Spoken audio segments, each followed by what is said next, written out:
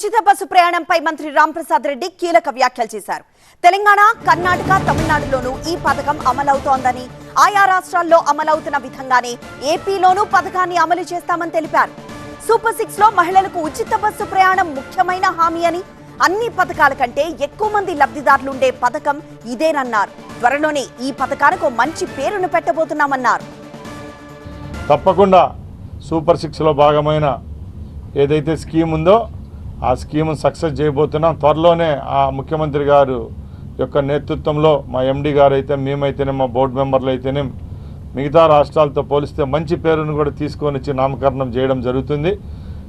ఇప్పుడు మేము పెట్టిన అన్ని స్కీమ్స్ కంటే ఎక్కువ బెనిఫిషరీస్ ఉన్న స్కీము ఇదే కాబట్టి తప్పకుండా ఈ రాష్ట్రంలో మంచి సక్సెస్ ఇచ్చి, మొన్న బోర్డర్ స్టేట్స్ అయిన తెలంగాణ, తమిళనాడు, కర్ణాటకలో కూడా ఈ ఫ్రీ స్కీమ్ ఇవ్వడం జరుగుతూ ఉంది. కాబట్టి తప్పకుండా ఆ రాష్ట్రాల్లో ఏ విధంగా ఈ స్కీమ్ని ఇంప్లిమెంట్ చేస్తున్నామో అదే విధంగా మన రాష్ట్రంలో కూడా ఏర్పాటు చేస్తాం.